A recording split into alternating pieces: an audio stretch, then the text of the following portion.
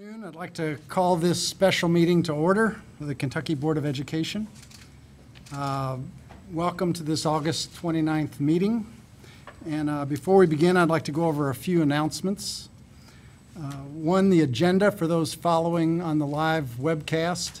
And I assume we're ready back there. Sorry about not giving you that. Pardon? Caught me a little by surprise. Yeah. Are we going? Yeah. Okay. The agenda may be found online at the KDE website, and for those that are viewing via the webcast also, I want to thank our interpreters for supporting us, as well as the closed captioning support we have today. We also have an overflow room in the common area, just beyond room 516 on this floor. And I'd also ask if you have a cell phone or other mobile device that you please mute it or turn them off during this meeting. May we please have a roll call of the members?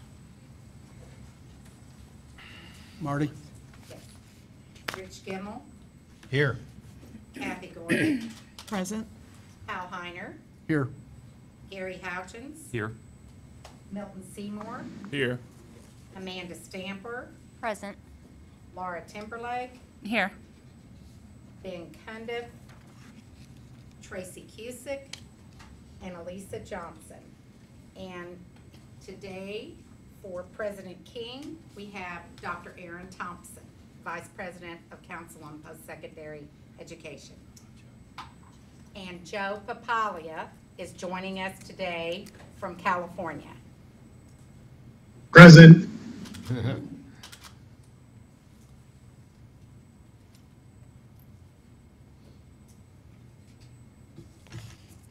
We have a quorum. So we have nine members. We have a quorum. So today's special called board meeting is a video teleconference meeting, and KBE member Joe Papaya is joining our meeting via teleconference pursuant to KRS 61.826. We have just one item on the agenda.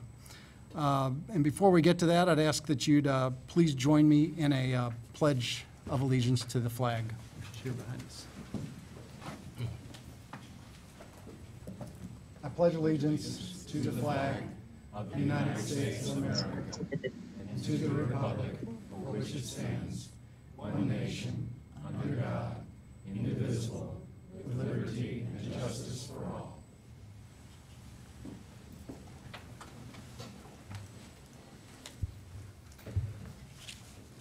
I'd also ask that you join me in a minute of silence here, a time of reflection and consideration of the weighty items that come before us, items that have a big impact on children and their lives. Thank you.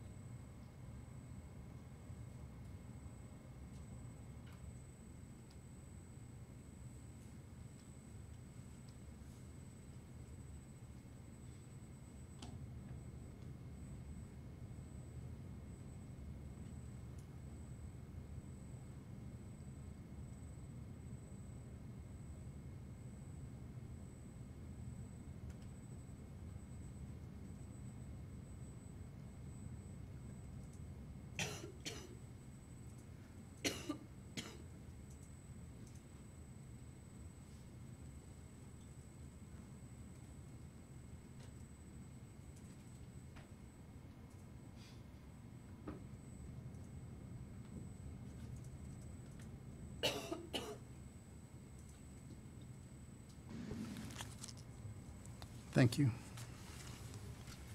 So we have one item on the agenda today, and that's the discussion and action of the Kentucky Department of Education versus the Board of Jefferson County, Kentucky.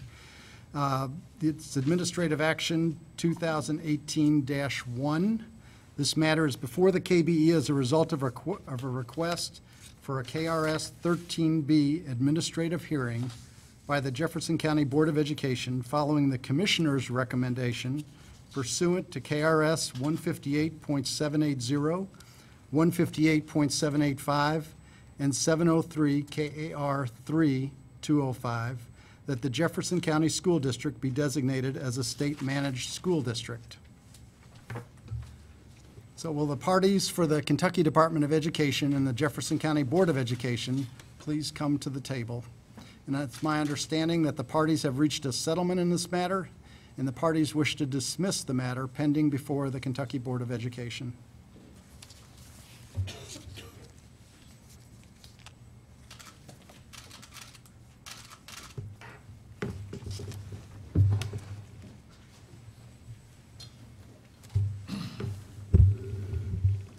Chairman Heiner and members of the Kentucky Board of Education, first of all, I wish to thank you for your willingness to convene this meeting. You have been provided with a copy of the settlement agreement reached between the Kentucky Department of Education and Jefferson County Public Schools, the Jefferson County Board of Education. I will not read in detail the provisions of that agreement, but I do wish to highlight some key features and then to have some discussion with the board, answer any questions that the board might have.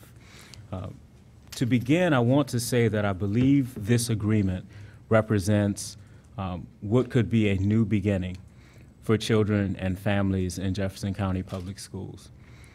The parties, rather than engage in what would likely be a lengthy and protracted agreement, legal battle between Jefferson County Public Schools and the Kentucky Department of Education, have come to agreement on terms that give us the ability to immediately begin to address the deficiencies identified in the Kentucky Department of Education's audit of Jefferson County Public Schools. There are a few key features of this agreement.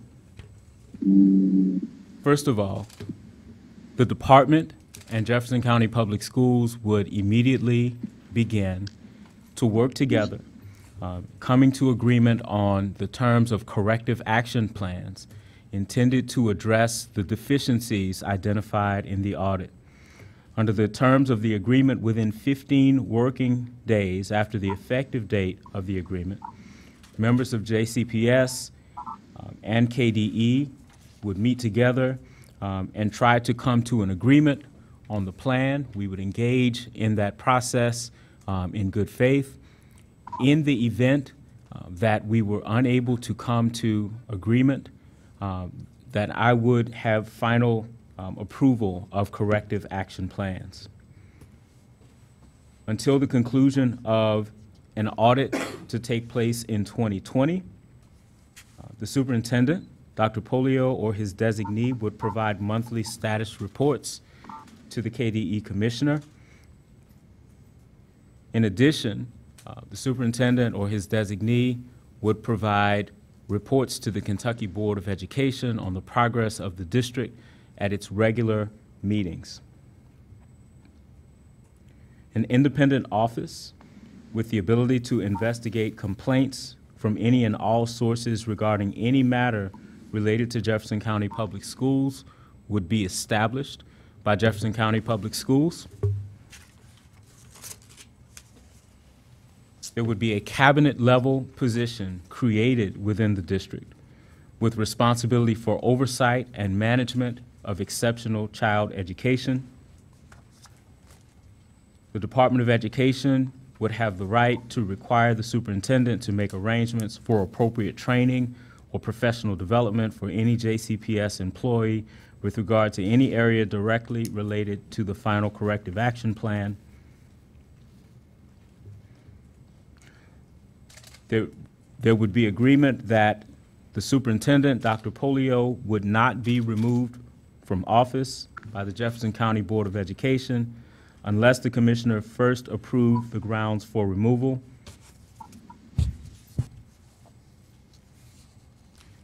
There are two really key sections of the agreement that I will read because the details matter so much. Those are sections 9, beginning at the bottom of page 3, and section 10 on page 4.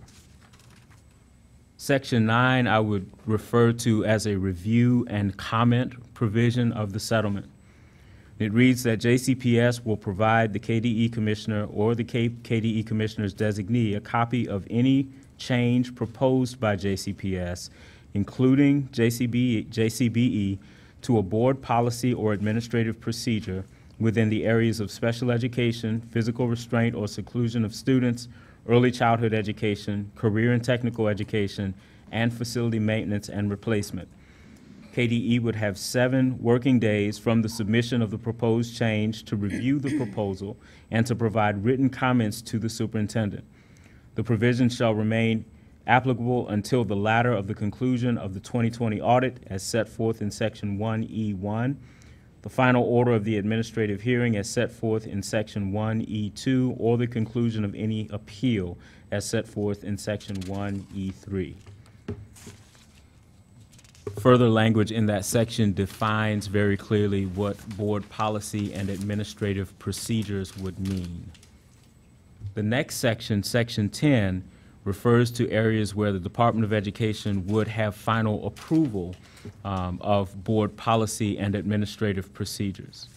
And it reads, any change proposed by JCBE following completion of the procedure set forth in 1D9 to a board policy or administrative procedures within the areas of special education, physical restraint or seclusion of students, and early childhood education shall be sent to the KDE Commissioner for final review if such change could impact any provision of the final corrective action plan.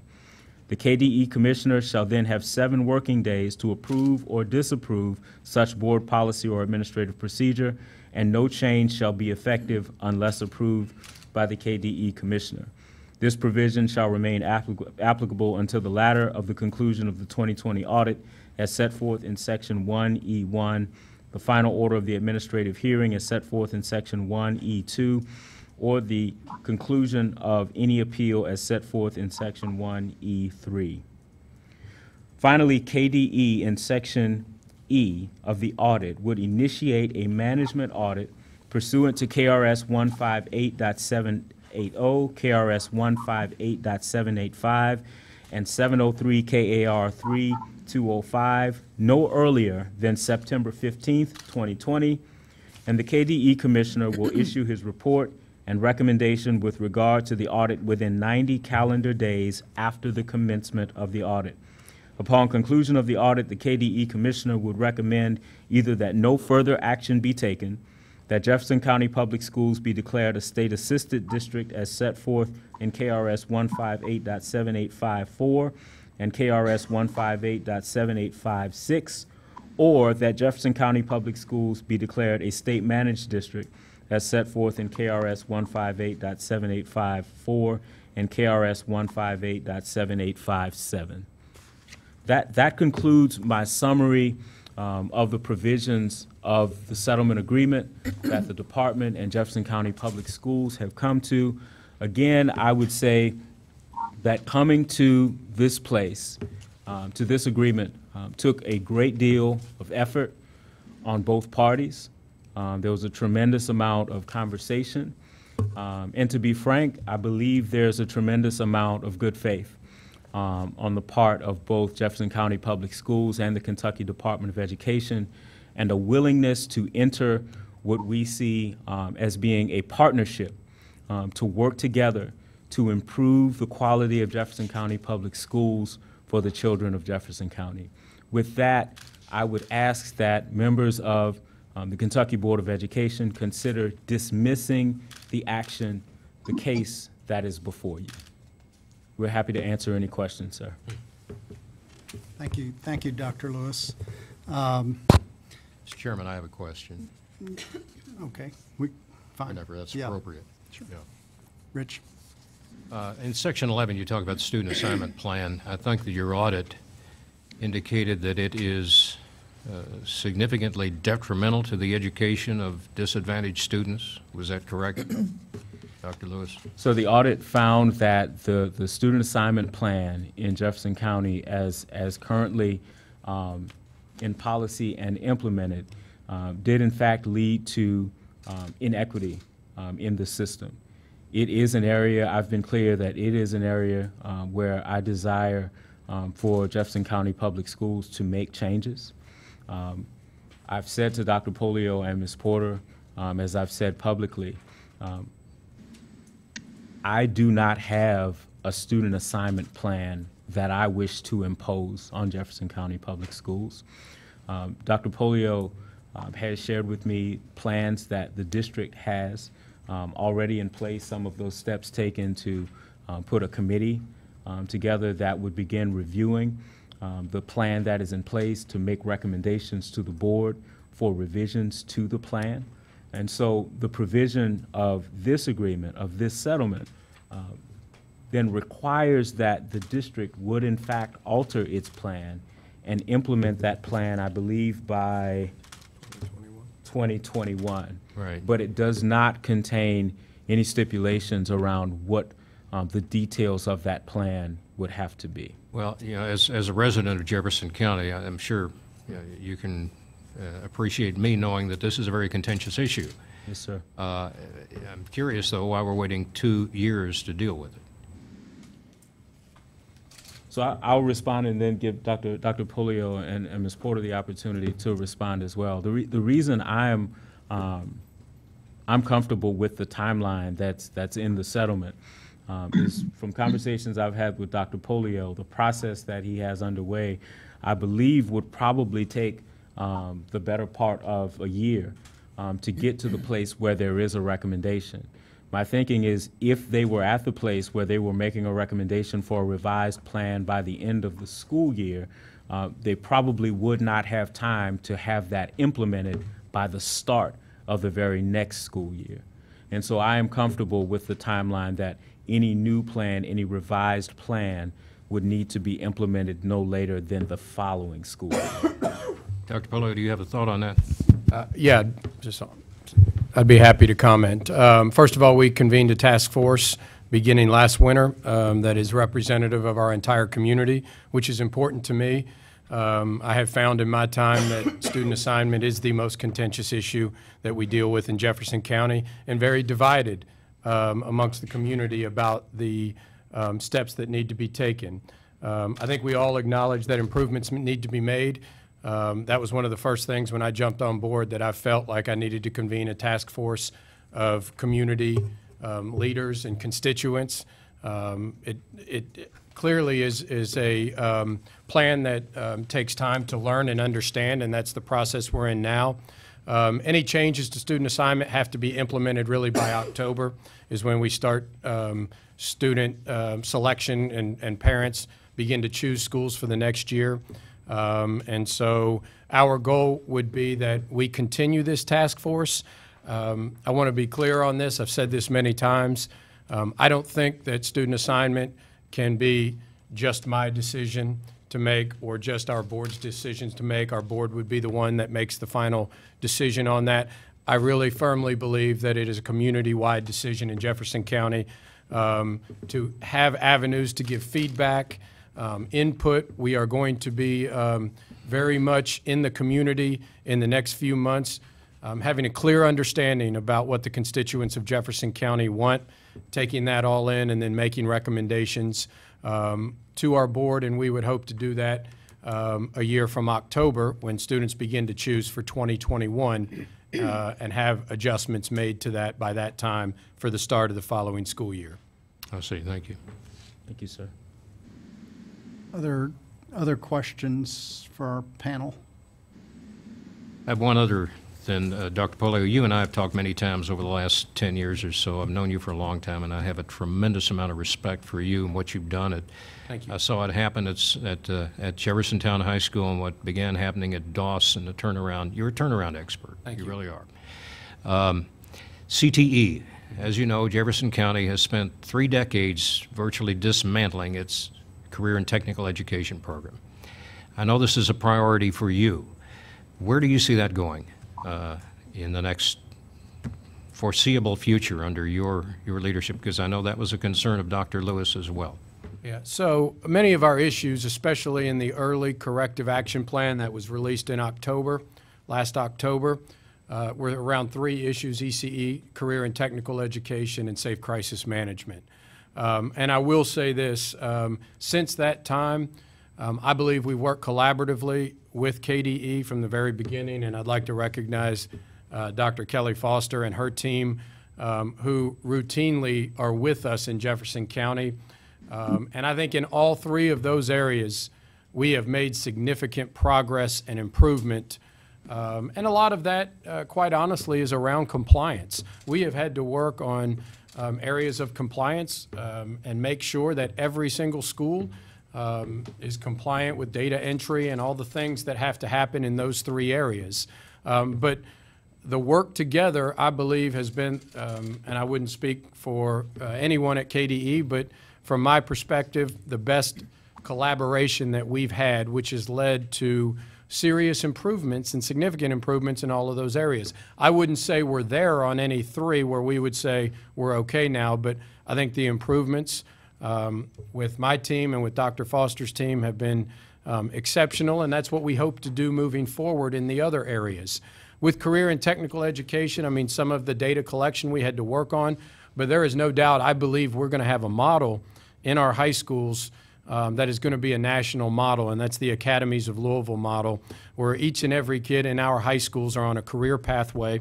That sequence of courses that is going to get them a certification, a diploma plus that certification, college credit hours, job opportunities, all of those opportunities that we have seen in other cities. We first modeled it after Nashville, and we went down to Nashville and really found ways to do that. But I've said many times, and I'll say it publicly, I think we're about to pass them in the effectiveness of that model around CTE. We have things going on, new welding labs in Pleasure Ridge Park High School. I told you about how UPS has a new lab that is an exact replica of their manufacturing lab that we are cutting the ribbon on tomorrow. And whether it be IT and coding or medicine or any of these areas that the city of Louisville really needs, we're working with Kentuckiana Works to make sure that we're providing those job opportunities for kids that fit in our community. I believe this model is going to be a national model. So we still have a ways to go, but I think our work in career and technical education is similar to many other areas. We're starting to build it now. Great things are happening. We have a long way to go, but I think the foundation is being built. So we're looking very positive about 2 years from now what we would bring back to you at the end of that time. That's good news. Thank you. A question? First of all, let me just say, Dr. Lewis and Dr. Polio, I appreciate you bringing organizations together to come with this agreement. I think to do it is important. To do it right, probably a little more important. But to do it and start from here is better than fighting in the next 2 years and trying to get things done. I appreciate that.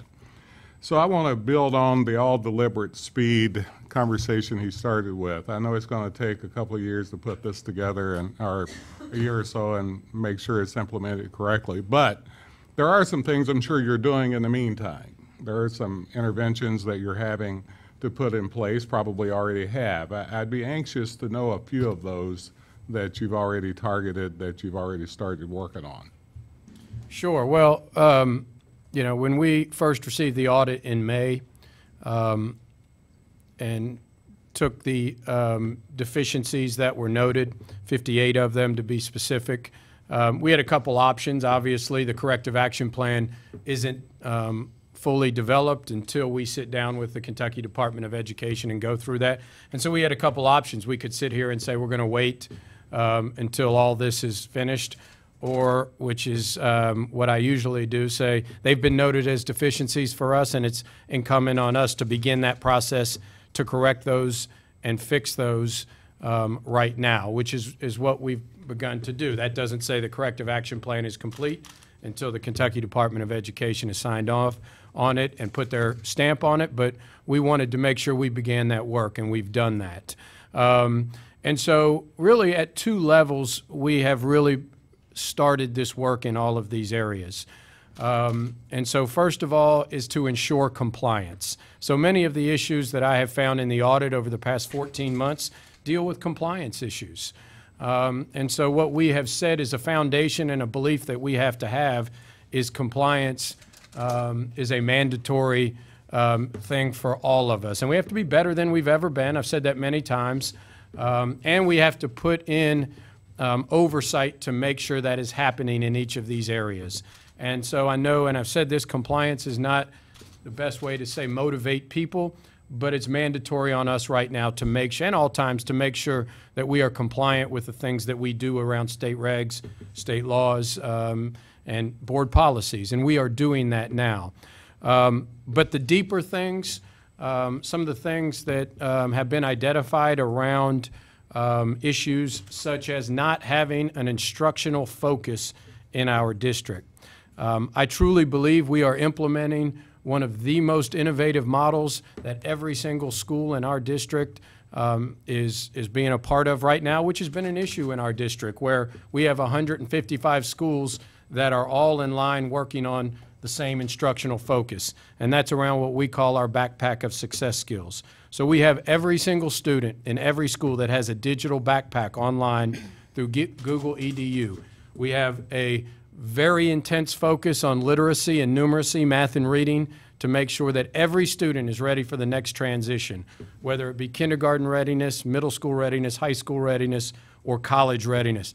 They are where they need to be in that next step. And then also with that, though, we are having kids collect evidence to make sure that we are building what we call their success skills. Some call soft skills or employability skills. We're calling them success skills. These are around collaboration, communication, innovation, persistent, and being a globally and culturally competent citizen. And so students are collecting evidence of their learning from the classroom. It could be a piece of writing, it could be a speech they do, it could be something innovative they do in one of our career and tech ed programs. They collect that evidence, and then at the end of their 5th grade, 8th grade, and 12th grade year, every student in JCPS in those grades are going to do a public defense of their readiness for that next transition. And that will include their literacy and numeracy to make sure that they are on pace to be college ready. And then the second part is that they have those success skills. So coming this May, we're going to have 21,000 JCPS students do a defense of their readiness for either middle school, high school, or college. And so that's just one example of the focus that we're working on. Our board had the courage to pass a racial equity policy back in May. That is one of only about a dozen in this country that show our commitment to reducing the disproportionality we have, the achievement gaps we have in our district, and to make sure that every student, no matter what school they go to, teacher they have, program, or what zip code they live in, have a great educational experience. And so this is difficult and tough work. I'm not going to say it's easy. We have principals right now that are rolling up their sleeves and working on both of these huge initiatives right now. But I'm confident it's going to be transformational for our district. I just want to say, first of all, higher ed will be there to help you. Thank you. So please call on us. But a statement, not a question. In order to do this, especially for our most disenfranchised kids, it's going to take the targeted focus, right? So I heard you say all kids over and over again. And the point I just want to make is that all kids mean that sometimes we have to work harder for other kids, right? When we need to work harder. So I appreciate the conversation. Thank you. Questions? Milton? Dr. Polio, the kids in the alternative schools, those young people, how are they going to be carried forward? You know, we've lived in Jefferson County also. We've heard the horror stories and everything else. The children are left behind in those schools. And what are we going to do to ensure that they are going forward just like the rest? Because we're living in a time, the 21st century, that everyone needs a job and everyone needs an opportunity. And also I'd like to say is that one of the things that I think that in a lot of communities and a lot of schools, and I asked a lot of young people, are the coaches in our schools, are the counselors telling our children about the jobs that are out there? Are they talking to them about career readiness? Are they talking to them about these options that they have? And those are some of the things that I would like you to talk about. For a Sure. minute. So first of all, let me say, I think, and I want to say this, the improvements in our alternative schools is about systems and the supports that we give. The vast majority of our people, I've been in the schools and worked with the teachers, the principals, and the counselors. The vast majority are great people, great educators that are working extremely hard for our children. I also want to say in JCPS, one of the things we are committed to, we work extremely hard to educate every single child in our district. And so yesterday I was at the Home of the Innocents, where wards of the state, most of them come into JCPS. And so we have hundreds and hundreds of kids that do that. We work hard to educate our 6,000 homeless students, 6,000 ELL learners, 14,000 ECE students. That's not to say that we don't have significant improvement to make. I mean, that's why I'm sitting here right now, is because we acknowledge we have significant work to do. Around our alternative schools, it is no doubt around the system and support that we can provide as a district. I've been a believer in my 21 years in JCPS and worked with many students going to and from our alternative schools. And all too often, it is about wraparound services and a feel of student belonging and engagement in the school. And so I've been a firm believer my whole career, when students don't feel a sense of belonging to their school, don't feel a connection, don't feel a part of it, then they're usually not going to be engaged, which means that we're not going to have success with them.